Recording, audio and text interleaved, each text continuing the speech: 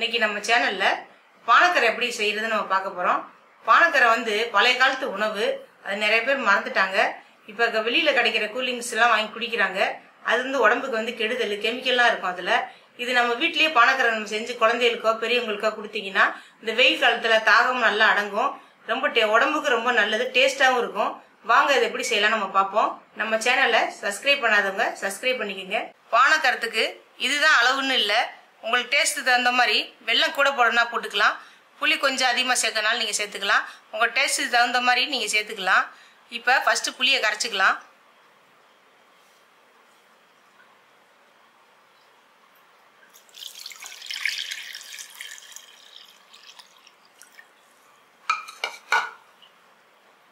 இப்போ புளியை நல்லா கரைச்சிக்குங்க.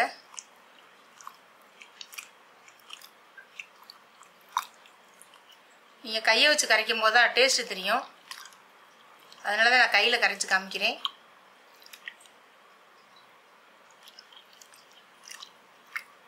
புளியை இந்த மாதிரி நல்லா கரைச்சிக்குங்க. கரைச்சிட்டு இப்போ நம்ம இந்த வெல்லத்தை நம்ம போட போகிறோம். அதில் இனிப்புக்கு தகுந்த மாதிரி நீங்கள் போட்டுக்குங்க. உங்கள் டேஸ்ட்டுக்கு தகுந்த மாதிரி இதில் போட்டு நல்லா இப்படி கரண்டியை வச்சு இப்படி பண்ணும்போது நல்லா கரைஞ்சிரும்.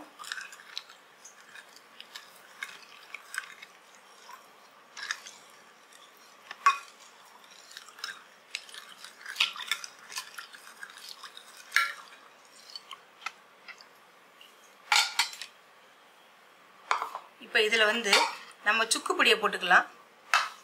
சுக்கை வந்து தட்டி வச்சுருக்கேன், அதை போட்டுருவோம். அடுத்து வந்து ஏலக்காய் பொடி தட்டி வச்சுருக்கோம், அதையும் தட்டி அப்படியே போட்டுக்கலாம், தோலோடையே போட்டுக்கலாம். இஞ்சி நான் வந்து இஞ்சி தட்டி வச்சுருக்கேன். இஞ்சி நீங்கள் எவ்வளோ நாளும் தேவைக்கு போட்டுக்கலாம்.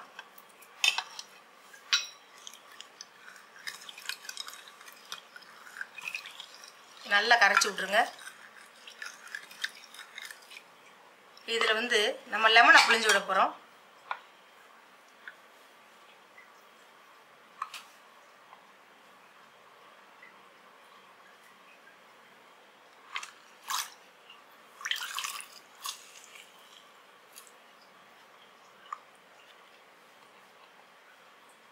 நான் ஒரு லெமனை புளிகிறேன்.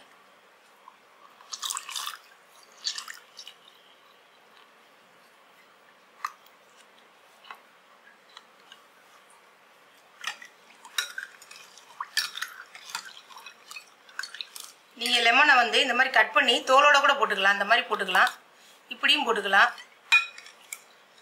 இது ஒரு டேஸ்ட்டாக இருக்கும். இது நல்லா கரைச்சிருங்க.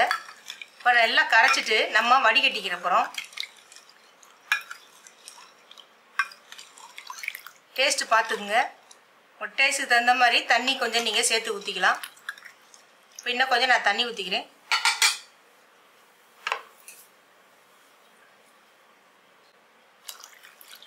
இப்போ இந்த ஸ்டேஜில் வந்து நீங்கள் புதினா கூட 2 மேலே புதினா தூவிக்கலாம், நல்லாயிருக்கும்.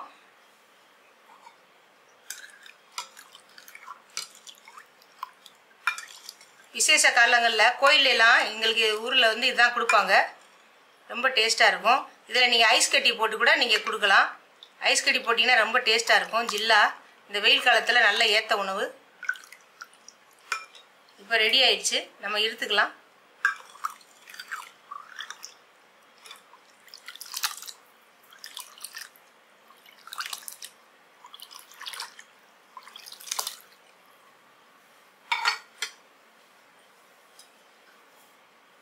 இப்படியே குடிக்கிறனாலும் குடிக்கலாம், சிலது வாயில் தட்டு போடும், அதனால் இருத்துக்கலாம்.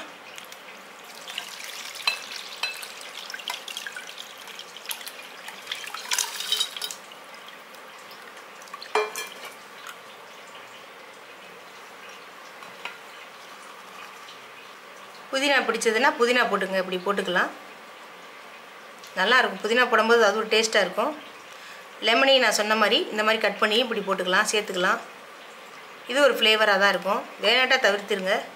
இது வந்து ரொம்ப டேஸ்ட்டாக இருக்கும், அதனால் போடுறேன். அவ்வளோதான், ரெடி ஆயிடுச்சு.